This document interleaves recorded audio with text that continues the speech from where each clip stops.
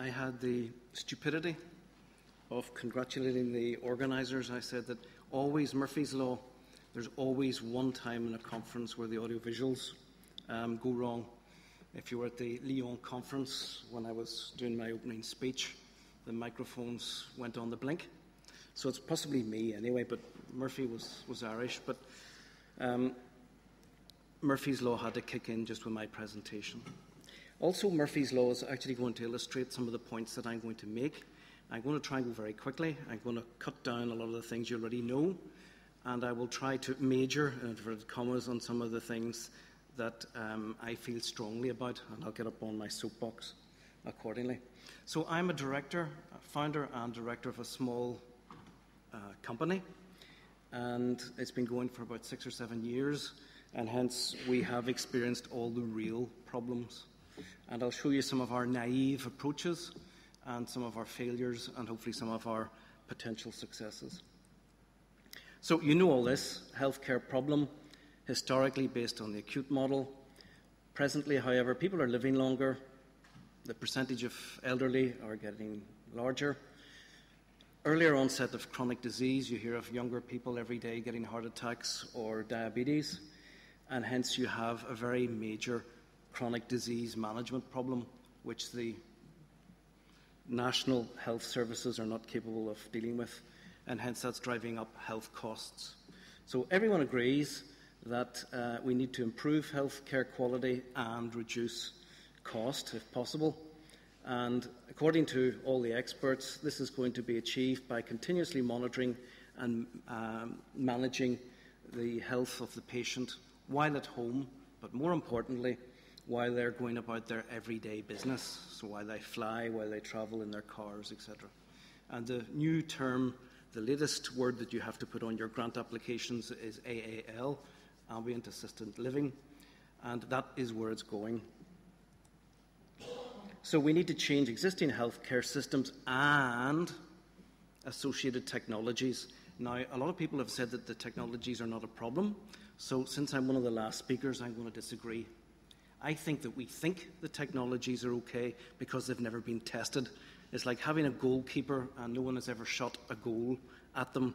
You can pretend and you can assume that they're wonderful because they have a very nice uniform and they dive about very nicely during training, but you've never actually seen them during the match. And my view is that the technologies that we think are so wonderful are not actually so wonderful. So that'll be your takeaway message.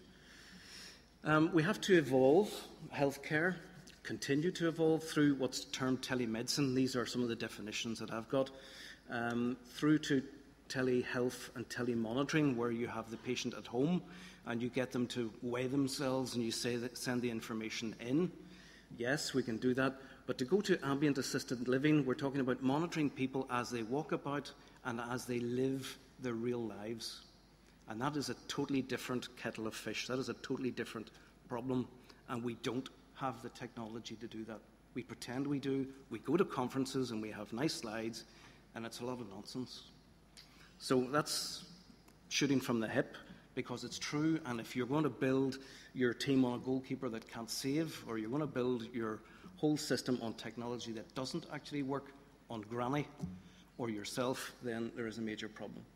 I will prove that. I was at the launch of the European Centre in Northern Ireland. They had a lot of companies came to show their wares, and there was one that was very impressive. I work in sensors. The person had a vest on and they had their trace behind them, and it was superb. And I asked him for his business card, and he stretched forward, he moved around, gave me his card, and it was the ECG was perfect. We found out afterwards that it was a trace, it was a recording. And the point is that is what everyone does. So if you're being fooled by these wonderful traces or photographs of them in the journals, that's because somebody held their breath, stood still long enough to get a nice trace, and it looks good. It doesn't work really, unfortunately, on granny. Sorry to be the bringer of bad news, but it's good for business because we still need to do some work on sensors. So from my point of view as a director of a small company, the barriers to success are suitable sensor technologies. I would say that, wouldn't I? But I think I'm correct. Device interoperability. We have to devise things which fit into everybody else's device. Connected healthcare systems, the point is, if it's disruptive technology, which it is, then how do you actually get it into the market? If I made nice, cheaper ECG electrodes, I have no problem. I can sell to an existing market. If I come up with something that's going to revolutionize medicine, it's going to change practice, then I, as a small company, can't do that by myself. And that brings me on to the last point, routes of market. How do I actually make money? We have wonderful technology. Everybody tells us it's wonderful, but how do we actually get it into the hospital? That is our big problem from a small company point of view. This is not intended to be derogatory to anyone, but what you'll see there are some past, present designs of sensor systems. And the point you'll see is that everybody is pointing generally to a device. No one actually points you to their sensors, because what happens is they use standard electrodes, standard sensors on standard locations. And hence you end up with lots of spaghetti. And yes, it works once or twice, but you're not going to get the average person in East Belfast or anywhere else to wear one of these continuously. It's not going to happen. That's what I'm saying. Your goalkeeper looks good, but once you start to actually bring in all your new healthcare applications, those systems are not going to be used by the average customer. Now, there are some wearable systems that are much more promising, but I wanted to show you lots of wires and not too many sensors. You have NASA as well. You have a few other ones where you can see that they have miniaturized devices on the body, but the problem is they still use standard sensors in standard sensor sites.